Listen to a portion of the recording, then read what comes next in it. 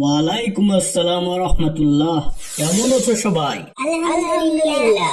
সামনে রমজান, তাই আজকে আমরা রমজানের ফরজ, ওয়াজিব ও সুন্নত সমূহ নিয়ে আলোচনা করব। জি স্যার। জুলকারনাইন, রমজান মাস সম্পর্কে কিছু বলো তো। রমজান মাস তাকওয়ার মাস, জাহান্নাম থেকে নাজাত পাওয়ার মাস। এই মাসকে রহমত, বরকত ও মাগফিরাত এই তিন ভাগে ভাগ করা হয়েছে। এই মাসে জাহান্নামের দরজা বন্ধ থাকে আর জান্নাতের দরজা খুলে দেওয়া হয়। এই মাসে শয়তানকে বেঁধে রাখা হয়, তাই ইবাদত ও গুনার ক্ষমা পাওয়ার এটাই সর্বশ্রেষ্ঠ সময়। মাশাআল্লাহ, অনেক ভালো বলেছো। রমজান সিয়াম সাধনার মাস। কে বলতে পারবে রমজান মাসে ফরজ কয়টি? কেউ জানো না? আচ্ছা, আমি বলছি। রমজান মাসে ফরজ মাত্র একটি, আর সেটি হচ্ছে রমজানের এক মাস রোজা পালন করা। আল্লাহ তাআলা কোরআনে কারিমে সূরা বাকারার 183 নম্বর আয়াতে বলেছেন, হে মুমিনগণ, তোমাদের উপর রোজা ফরজ করা হয়েছে, যেভাবে ফরজ করা হয়েছিল তোমাদের পূর্ববর্তীদের উপর, যাতে তোমরা তাকওয়া অবলম্বন করো। আমাদের আগে কি রোজা ফরজ ছিল? হ্যাঁ, রোজা একটি বিশেষ ইবাদত।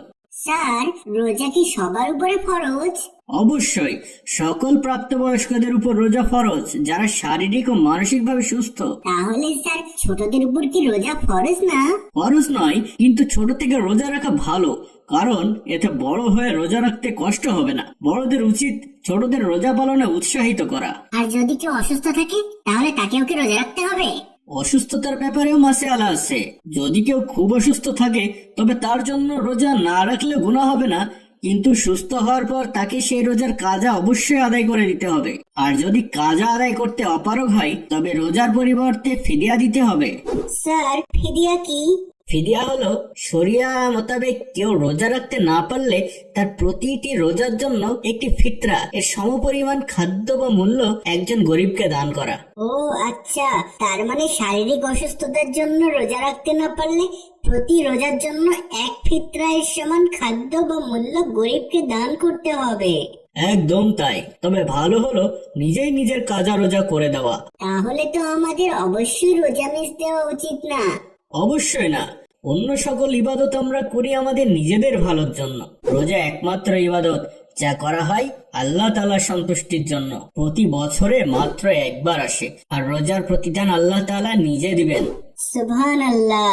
রমজানের কিছু ওয়াজিব আছে। কেউ কি বলতে পারবে রমজানের ওয়াজিব কয়টা? কয়টা স্যার? রমজানের ওয়াজিব হলো দুইটা। কি কি স্যার? সদকাতুল ফিতর বা ফিতরা দেওয়া এবং ঈদের নামাজ পড়া। ফিতরা কি সবাইকে দিতে হবে স্যার? অবশ্যই। রমজান মাসে প্রত্যেকটা মানুষের উপর ফিতরা আদায় করা ওয়াজিব বা অবশ্য কর্তব্য। কিন্তু আমার তো টাকাই নেই, আমি কিভাবে ফিতরা দিব? ঈদের দিন সকালে যে ব্যক্তি নিসাব পরিমাণ সম্পদের মালিক, সে তার নিজের ও তার পরিবারের সকল সদস্যের ফিতরা আদায় করবেন। ও আচ্ছা, তার মানে আমার বাবা ফিতরা আদায় করবে।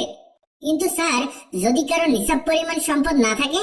যদি কেউ নিসাব পরিমাণ সম্পদের মালিক নাও থাকেন, তবু সুন্নত বা নফল হিসেবেও সদকাতুল ফিতরা প্রদান করা উত্তম। কারো যদি স্যার কিছুই না থাকে? তবে তো সে ফিতরা নেওয়ার উপযোগী। ও আচ্ছা। রমজান মাসের বেশ কিছু বিশেষ সুন্নত আছে। তোমাদের মাঝে কেউ কি রমজানের কিছু সুন্নত বলতে পারবে? জি স্যার, পারবো। ঠিক আছে, তাহলে বলো তো একে একে। রমজানের চাঁদ দেখা, তারাবির নামাজ আদায়, তাহাজ্জুদের নামাজ আদায়, বেশি বেশি কোরআন পড়া, দান সদকা করা, রমজানের শেষ দশকে শবে কদরের সন্ধান করা ও ইতিকাফ করা, আর বেশি বেশি করে একটি দোয়া পড়া। কোন দোয়া? আল্লাহুম্মা ইন্নাকা আফুন তুহিব্বুল আফওয়া ফাফু আন্নি। অর্থাৎ, হে আল্লাহ, আপনি ক্ষমাশীল, ক্ষমা পছন্দ করেন, সুতরাং আমাকে ক্ষমা করে দিন। মাশাআল্লাহ, তোমরা খুব সুন্দর করে রোজার সুন্নত গুলো বলেছো। এছাড়াও কিছু নফল ইবাদত আছে যেগুলোর বেশি বেশি আমল করা উচিত, কারণ নফল ইবাদতেও এ মাসে ফরজ ইবাদতের সমান সওয়াব পাওয়া যায়। যেমন বেশি বেশি ইস্তেগফার করা, দোয়া দরুদ পাঠ করা, কোরআন খতম দেওয়া, ইত্যাদি ইত্যাদি। আল্লাহ তাআলা আমাদের বেশি বেশি ইবাদত করার তৌফিক দিন। আমিন। আমিন।